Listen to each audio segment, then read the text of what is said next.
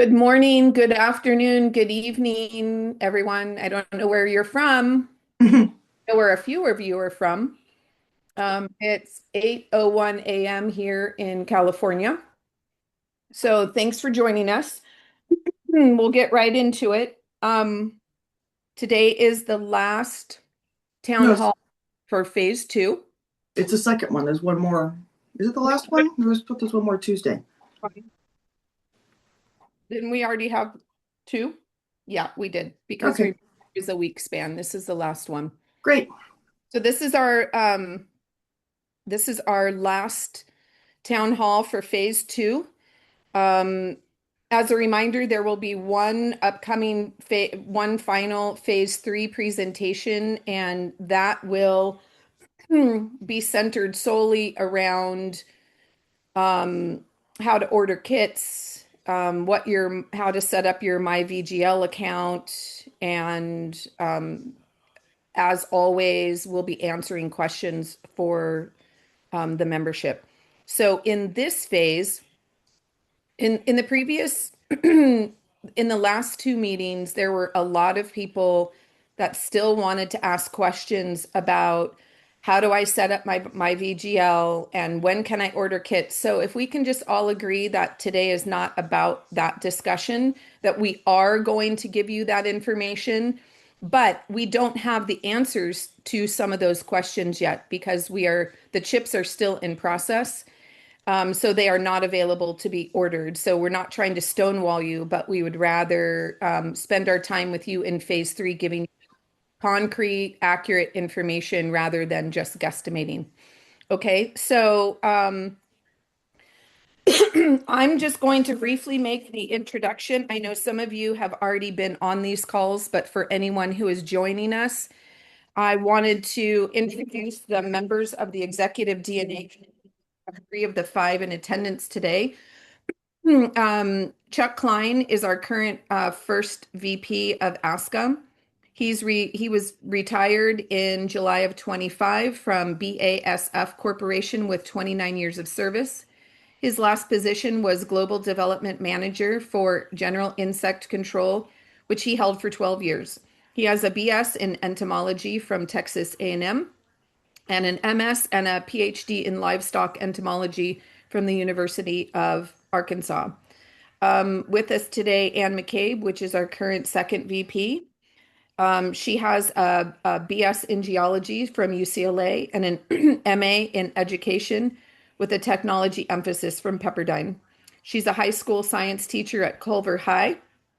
She's been teaching for 33 years and has taught chemistry, earth science, physics, integrated physical science, and integrated life science. I am so sorry. The morning cough is a real thing for me until about 9. We also have joining us as one of our technical experts, Liz Biscuits. As you all know, she's a former ASCA president. She served in the U.S. Army, 3rd Armored Division Military Intelligence, electronic signal specialist. She has a BS in biology, a master in public health, and an MA all but dissertation in history. She worked for a lab studying muscle structure at Boston University Medical School, worked 6 years for OSHA, 8 years for W.M. Keck Center for Transgene Study at University of Notre Dame, and was a teaching assistant at the University of Georgia and is now retired. Our second technical expert, which I don't see who has joined us, is Peter Hellmeister. He has a professional background in administration, working for both city and county offices, as well as private businesses. He was a founding member of the ASCA DNA committee established in the mid 90s and rejoined the committee in 2017 at the conclusion of ASCA's partnership with Therion. He acted as the DNA committee chair, as well as serving 3 terms as the ASCA director. And for our committee, he is our European liaison. And then myself, Jillian Ward, an ASCA director and project manager for this DNA executive committee. I'm a business owner with a strong background in business, operations, management, and accounting. The intent of these meetings is to be able to walk alongside the member during this transition, to be able to provide pertinent information as well as answer questions that you may have as we transfer our DNA program from Oravet to VGL, which is the lab at UC Davis. So today I'm going to discuss a very brief recap of phase one for those of you who did not attend. And just as a reminder and possibly new information, the website now has a button that is labeled DNA transition, I believe. If you click, it's at the top of the website. My button is orange. I was speaking to someone the other day that said their button is green, so I'm not going to tell you what color the button is, right? But there's a button up there. If you click on it, it will take you to a page that is dedicated to all of this information that we are disseminating. Anything that is new, we will post there as well as we are in process of developing frequently asked questions pay document that will be housed there. Any of our recordings from phase one, they are all up there already. If you missed phase one, you can still listen in. I recommend that you listen in on the very first one. Just if you haven't attended phase one, it's really important that you listen to it because it discusses what our objectives are, some facts as to how we got here, why we chose VGL. It goes through some of the vernacular as it relates to DNA and the technologies that we have used in the past through various labs and the technology that we'll be using moving forward. So bone up on some of that information and it will make these subsequent meetings a little more understandable to you. So in phase one, our objective was to focus the membership's attention on closing out your dealings with Oravet. Namely, if you have any outstanding kits, if you have dogs that need to be DNA'd because, or bitches maybe, or sires that maybe your litters are pending, we really encourage the members to continue to use Oravet to get all of your dogs that are currently in your breeding program that are outstanding. Let's get their DNA results done through Oravet and over to the ASCA business office so that your dogs can be in the system as we do our transfers, which Liz will talk about in a few minutes.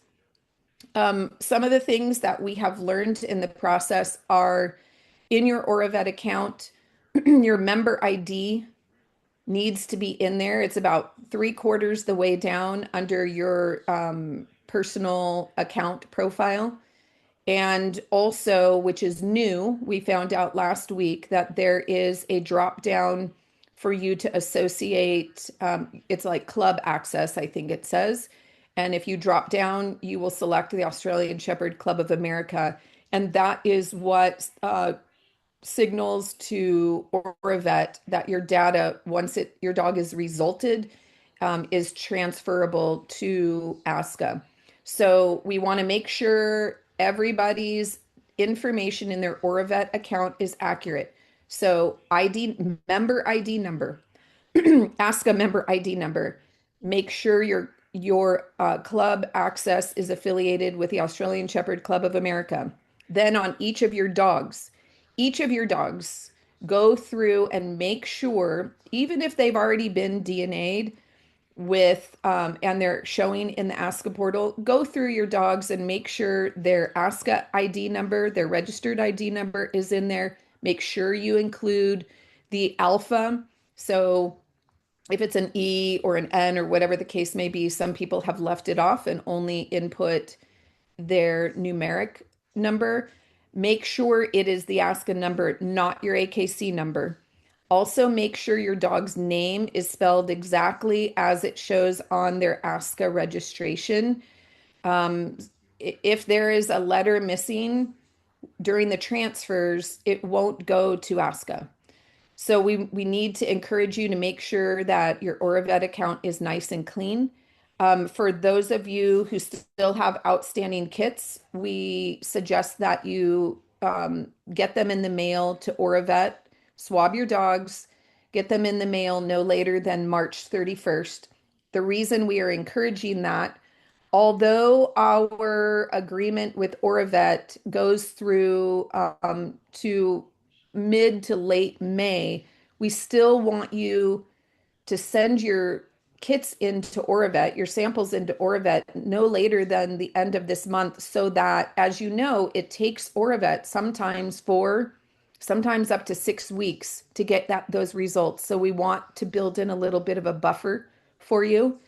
Why this is important is because we have already done one of three of the transfers, the data transfers. So the data for any dogs tested through Oravet is transferable to VGL. So that the intent of phase one was to really get everybody to focus on cleaning up their act, if you will, with Oravet. There are a couple of things that we can point out to you that have been regular struggles. In my case, I was not able to effectively enter my member ID number and associate my account with ASCA. I was able to click it and enter it, but it just wasn't saving it. If that's the case for you, there is a form that we have created that you click on, you enter your name, email, and your ID number, and we will get that information pushed through the back end of Oravet for you. So remember, good morning, Peter just joined us. Thanks, Peter, for joining us. So just remember, we are here to help you move through the Oravet information. As you probably all remember, there is a DNA desk, which is sort of like a hotline for you, where Anne, Chuck, and myself, we monitor your questions. So if you have questions or concerns and you still need help and you're not getting the results that you need, please utilize that. Um, so that is the end of. Anne, do you think there's anything more on the recap? I see Liz is kind of coming in and out. Is there anything Um, that you want to add before we move on? um, I don't think so. Yeah, encourage people because we can give individual attention to people and hopefully solve individual problems if they contact us directly at the DNA desk email. Okay, so now before we lose Liz again, and I forgot to tell you that, and I'll talk as fast as I can. Um, if you're familiar with Zoom, if you hover over your screen at the very bottom, there is a chat box. If you click it, if you have questions as we're going through this data, please ask your questions in the chat box, and Anne will be fielding those questions managing those questions rather at the end of our presentation. And we will also be going through some questions that have come from the previous meetings so that we can share all the answers with you.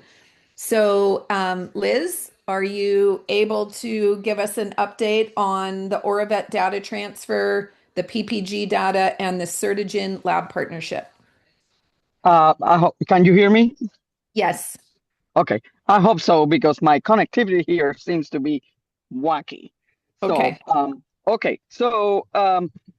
for the data transfer, there has been one data transfer from Oribit to VGL that happened about a couple of weeks ago, and the transfer was several large files of data, and VGL is already working through it.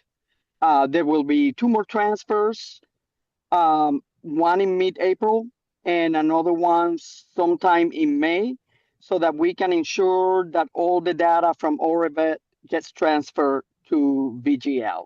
So again, please make sure that if you have these samples or if you have a dog that you must DNA here soon, um, send it to Orbit by March 31st so that it can be included in those transfers. Also, as a point of clarification, uh, PPG tested for our DNA parentage using proprietary SMP markers. The markers that Orivet and VGL are using are the ISAC 2020 markers, SMP markers, which are now the gold standard for DNA markers. So um, since PPG used those markers and there was only one of those markers that is also in the ISAC 2020 marker set, that means that the data from PPG is not transferable to VGL. So that means that it doesn't affect the dog's VP CP status, but it would affect any progeny that you then DNA with either Orvet or VGL in the future. So if you don't, if you want VP on that progeny, then you have to redo the parents. So, and then a word on Certogen for the European members. ASCA will continue the partnership with Certogen for DNA testing. And we're in the process of finalizing an agreement, a new agreement with Certogen that will be using also the ISAC 2020 markers so that both laboratories can share the data, which will be most beneficial for all of us. In the past, Certogen has tested using the PPG SMP proprietary marker set. But in addition, on their own, they also tested the samples, some of those samples with the ISAC 2020 marker set. So that means that the data from the ISAC 2020 marker set will be available for an extra cost, which ASCA is now negotiating with Certogen. And that's about it. Thank you, Liz.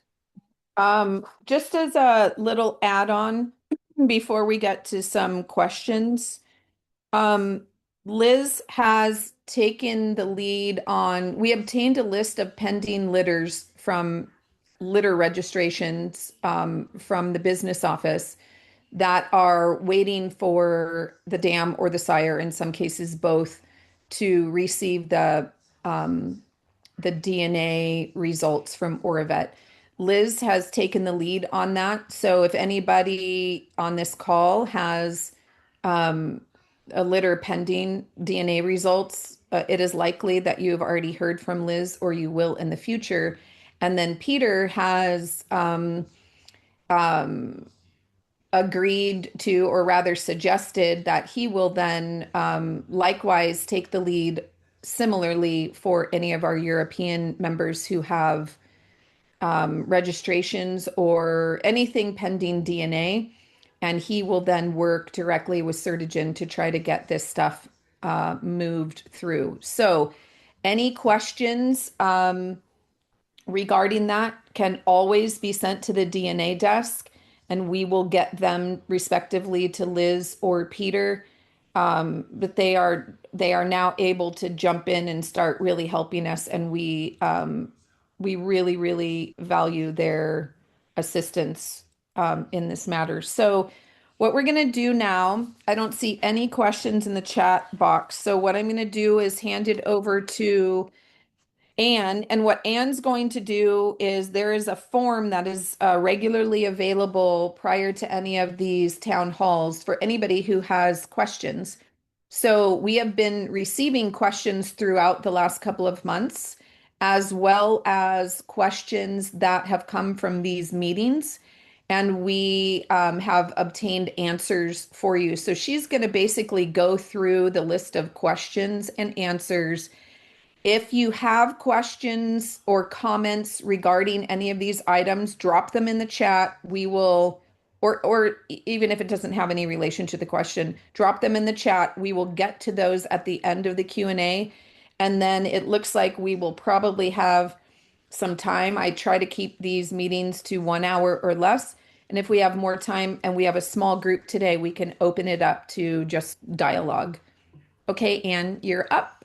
Okay, so we are in the process of compiling all these questions onto a document. We have had questions that have come up regarding VGL in particular, how to use it, and then questions that have come from the DNA forum form, which we are compiling and will be available on the website soon.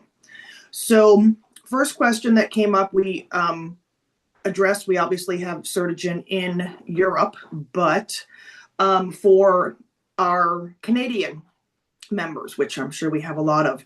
And so the question was, does VGL have depots in Canada? And Canadian members are paying extensively for postage, and they have current concerns regarding tariffs for shipping DNA samples. So VGL, since it is a university at UC Davis, do not have depots. However, they receive samples from Canada all the time with limited issues. Since the start of the new US tariff policies, there have been frequent changes and misinterpretation by the different carriers. They try to keep up with new requirements and fees. And so they suggest the least expensive option is the Canadian Post.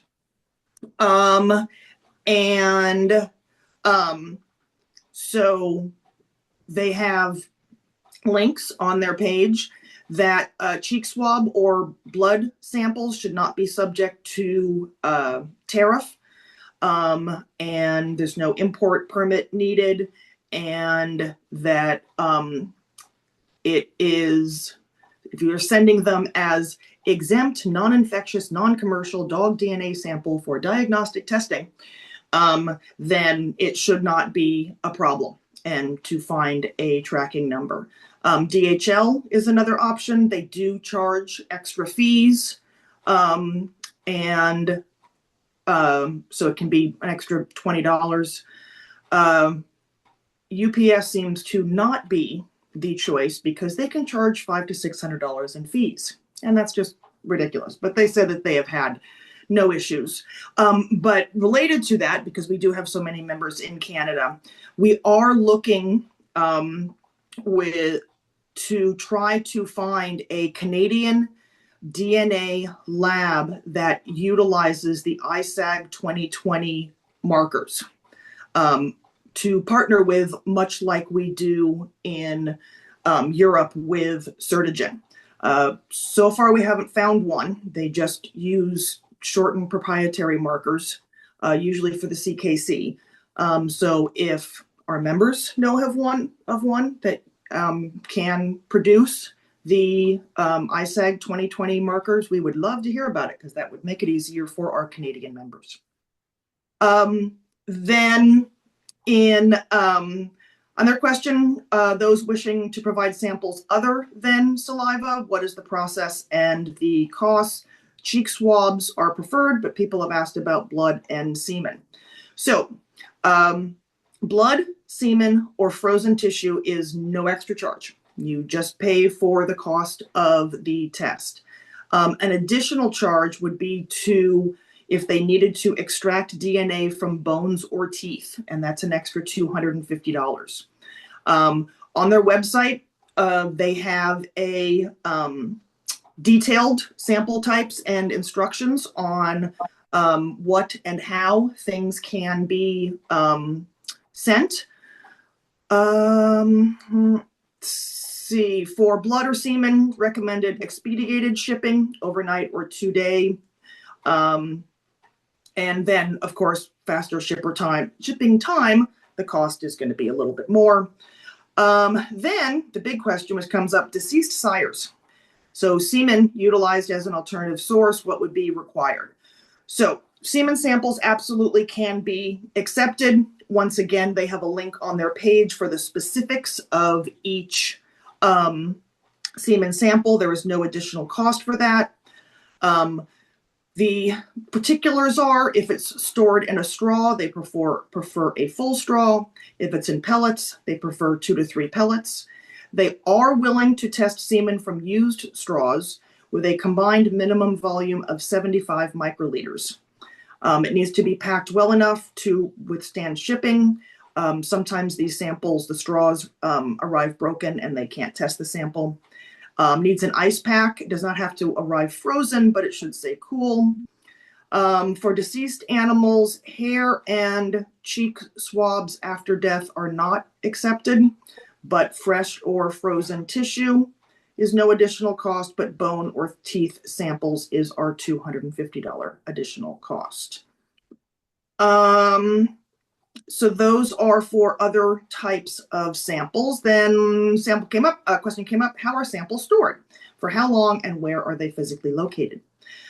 So per the arrangement that we have with them, they will store the samples for a period of at least 5 years and will do everything in their power to maintain the viability of the sample for any additional testing that is needed in the future. However, they cannot guarantee the suitability of a sample for any purpose. Samples are stored according to sample type. In most cases, we're storing the remaining DNA extracted from cheek swabs, tissues, semen, or blood samples. These are typically stored in negative 80 degrees Celsius freezers for best preservation. All right, then the questions that have come up during the forums. So, what are we going to do about deceased dogs that have frozen semen and are DNA VP when the semen is used? And the dam is also VP. What are the puppies? How is parentage verified? So as I just read through, that VGL can test semen even after AI as long as there is the minimum amount required. They obviously can test full straws and pellets.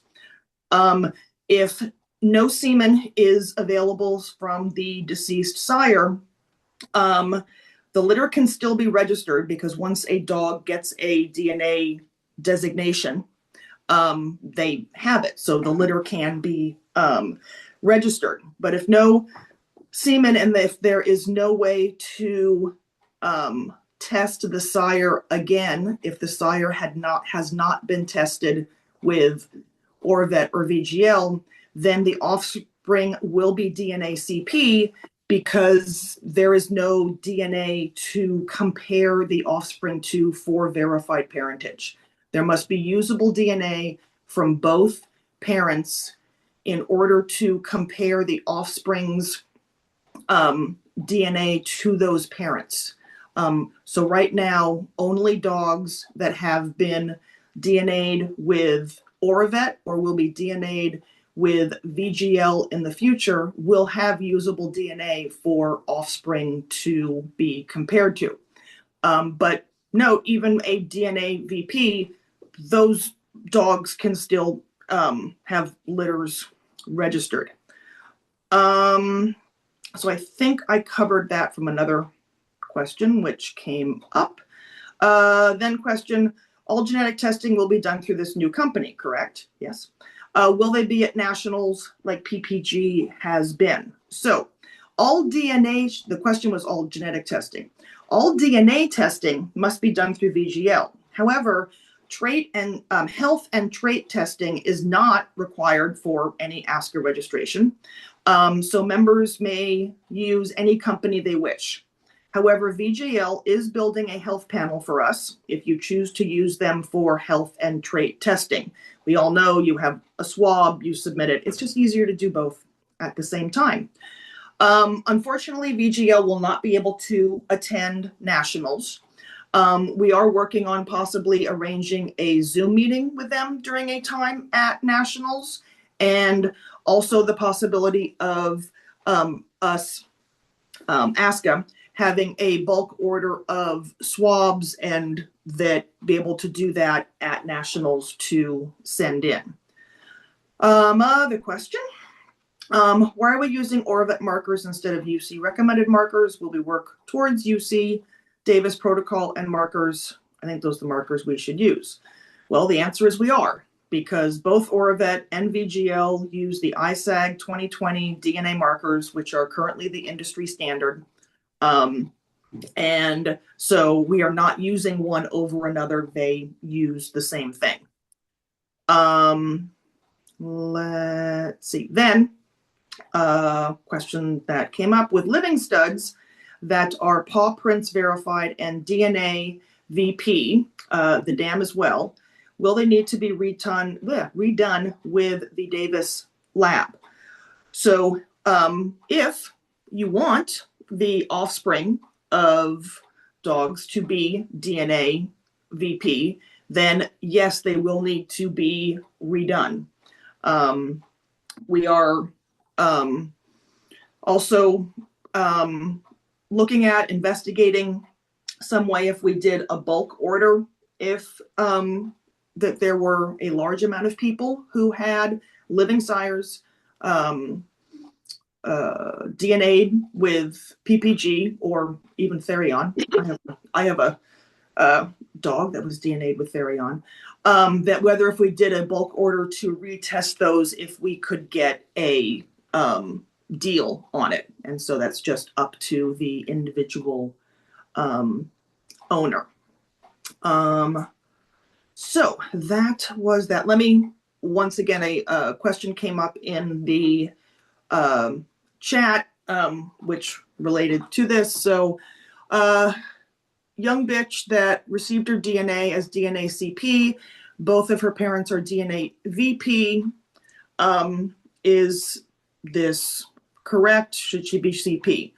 So if both of her parents were DNA VP, if both of her parents were tested with Oravet, then you can request a parentage to see if that offspring could get DNA VP. If one or both of her parents, even though they have VP because they were tested before and there was their parents' DNA to compare to, if one or both parents have not been tested with Oravet, then that offspring will be DNA CP because there is no DNA data to compare that offspring to. If both of the parents are still alive or if semen is available from a deceased sire, they can, one or both, be retested with VGL, and then there would be available DNA to compare that offspring to, and she could get the DNA VP designation. So that question comes up a lot, and many people ask, both parents had DNA VP, why isn't the offspring DNA VP? That doesn't work just with the letters, that there has to be usable DNA from both parents to compare the DNA to. So then the question was, I also have parentage on this young bitch. Where do I need to submit it to change her to VP? So if you have a verified parentage report from PPG or from Oravet that states the young bitch that her verified parents are these two dogs, then that can be sent to the registrar address at ASCA. That report needs to show the ASCA registration number and name of the sire and the ASCA registration number and name of the dam as well as the ASCA registration number and name of the offspring. So all of that information needs to be, if in fact you do have a parent, a verified parentage certificate on this dog, this bitch. So I think that were all the questions. There was the foreign registration question. Am I reading that and having Liz answer it? Sure. Okay, so one question that came up was foreign registration, which is not exactly a DNA question, but it's ancillarily related. Why can we not register a foreign dog that is coming from AKC that has Mini American? I understand that they went from Australian Shepherd to Mini American, but they were Australian Shepherd first. At the end of the day, it's not a new quote unquote breed. So since Liz does the pedigree research for our foreign registration, I will let her answer that question. So the answer to that is that just over 2 decades ago, ASCA recognized minis as a different breed from the Australian Shepherd. And so that's the first situation, right, where ASCA just believes that they're a different breed. And now, of course, they are a different breed in AKC as well, as the North American Shepherd. Also, most of the dogs that I find on the pedigree research that are also minis happen to have a MASCA, or Miniature Australian Shepherd Club of America, registration number. So that further confirms to ASCA that this dog is not a purebred Australian Shepherd. And therefore, the progeny of that dog cannot be registered with ASCA. See?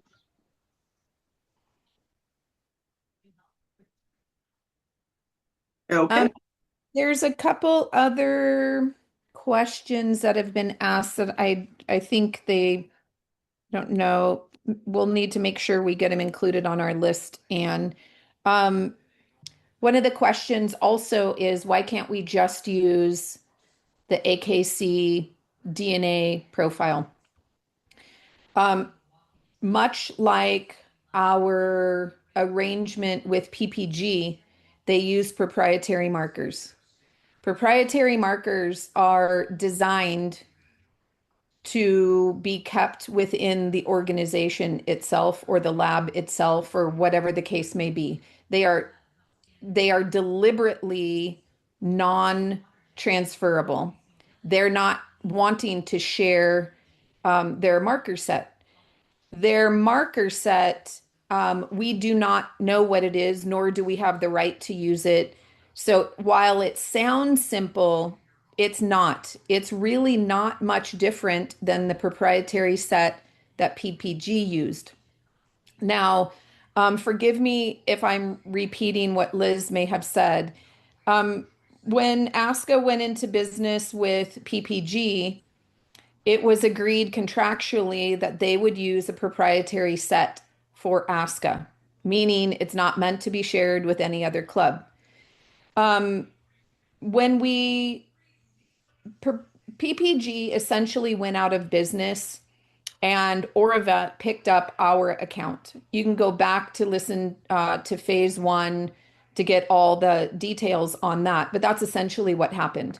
So ASCA didn't ask for it. We didn't just one day say we're going to go into business with a new lab. We were sort of collateral damage in this transition. Oravet uses the ISAG 2020 standard marker sets. They thought, I believe, that it was going to be an easy transition, but when they started discovering that the PPG data is not usable, is when you started finding out that Oravet was on their own retesting some of these dogs that had been previously tested with PPG. That was the first indicator that we had a problem with PPG data. Um, we have since learned that PPG and the ISAG gold standard set of markers, there is only one marker in common. Therefore, to Shirley's question, there is nothing usable with PPG. Not only, even if we had the key, there's only one marker in common. That is unfortunate. There's nothing more than I can say than that. It is what it is. That's a terrible phrase to use, but there is no going back to change it. Also, it's my understanding at the time that we did sign the contract, the ISAG 2020 set wasn't even in place. Why, if VGL is using the 2020 marker set, why are we moving to VGL for the same technology and the same markers? Because there's a difference between a lab and a customer interface. Oravet is not a lab. They are the go-between company between the customer and the lab. Their lab that they use is Neogen. Many interface companies use Neogen as a lab. While Oravet was seemingly trying to come up with a resolution for us, we knew that with the vast amount of problems that we were having, not the least was inaccurate resulting at a very high percentage, we started investigating other labs. The reason we're transitioning to VGL is so we don't ever have to make the transition again. And also, in terms of resulting, VGL has an incredibly high success rate. It's like 99 point something percent of accurate results. So we are trying to get ASCA on a footing to where we are dealing with a lab directly. It's a university, which is not likely to go out of business in any of our lifetimes. And so we will be set up for the long haul with them. There is a little bit of a disadvantage in using VGL, and that is we will likely not get. There was a question last week. Will VGL offer the same comprehensive health and disease, health and trait panels as their counterparts, Oravet and others? No, we will. VGL will not be able to competitively compete financially with the bundles. So you're not going to be able to get, 40 tests for $139. They are, however, going to create one or two of each health and trait panels. We will sort of cherry pick with the feedback from the membership what tests we want included in those bundles so that it can be more cost effective. And then if an owner chooses to add a la carte items, tests to their cart, they can. But if we were to try to go test, apples to apples in what Oravet and others in the industry are offering in bundles, it just would be cost prohibitive. So there is a disadvantage in that regard. But the upside to it is you are going to very, very likely never have to retest your dogs because their results will be accurate. Jillian? Yep. Relating to the health test, there were some questions that came up last time, so I went back to an email from VGL in terms of the ones that they're definitely thinking about. So I did it all in shorthand, so I hope I remember these. But so the core ones they're thinking about is CEA, PRA/PRCD, HSF4, MDR1, CMR1, cone degeneration, DM, and von Willebrand type 1. So those were the core ones. Someone had asked about adult early onset deafness, and we have not asked them about that yet. And so that's on we can add that. There also is, and I forget the name of the gene, the short leg gene where they have like shorter legs, like it's like a corgi type thing. So there's that test. And but then specifically, they did mention that they are actually in the process of developing a test for the intestinal cobalamin malabsorption Australian Shepherd type. So they are developing a test for that. They are also developing a test for neuronal ceroid leptofucinosis. And I'm a scientist. So those are the ones they are developing. They also, if we want to, because those are the health tests, although the short legs is a trait test, they had also mentioned that they could offer a color panel for agouti, brown, dominant black, MCR1, dilute, piebald, merle. And then if we wanted to add in the tests for coat length and curl. So those would be things. I mean, all of those are individually available, but whether we wanted to get a package of those. So that was, wanted to go through, I found that, so those were all the tests that, the health tests that would be available.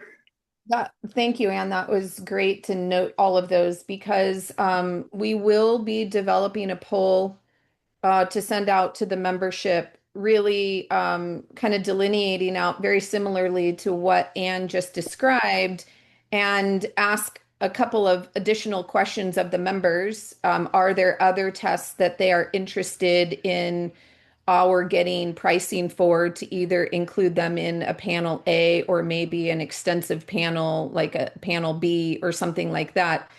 Also, any future research that we would like VGL to look into, people will be able to respond to that poll as well with those suggestions. So we are not going to just arbitrarily make the decision on the panels on your behalf. There will be a request for feedback. And then, of course, as I indicated, we will give a list of anybody. Let me start over. I encourage everyone to visit VGL's website so that you can see all the tests that are available that they are currently offering on an a la carte menu. That will give you an idea of what's already available. And if we want to obtain pricing for what the bundles would look like, we can do that on the behalf of the membership. You can also see the tests that they are not currently offering. And then when you respond to the poll, you can make those suggestions. In addition to that, we will be reaching out, as Anne indicated, there are a couple of tests that they're currently working on. We will be looking for to partner with them. We are looking for some affected dogs that folks are willing to receive the swab, the kits, and swab their dogs and send it in to assist VGL in their research. There is one more question that comes to mind from a previous, I think it was last week. Are the PPG samples any longer viable? Um, Meaning, if you wanted if you wanted to obtain another test through Oravet, since they sort of assumed the PPG account, could they not utilize a sample that was sent originally to PPG?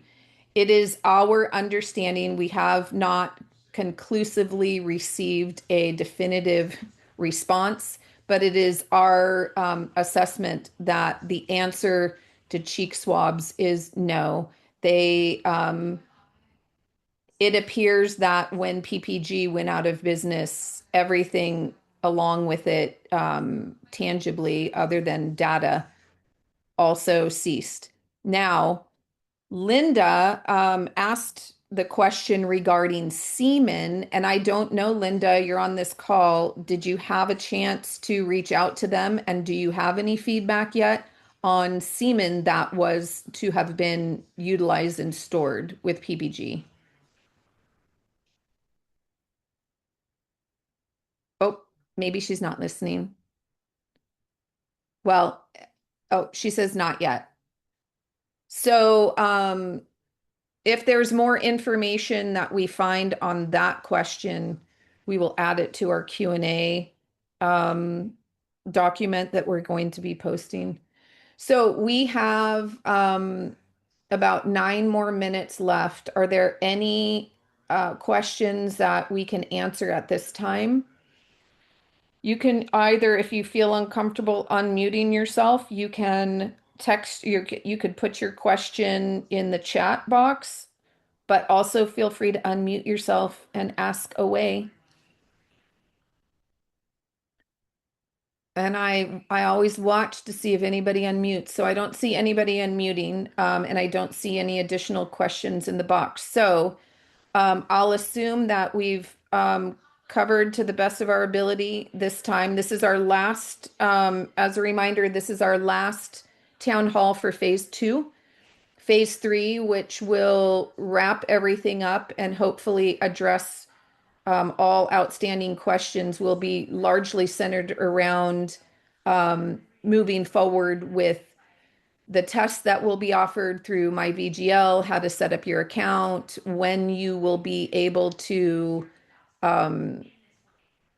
order kits.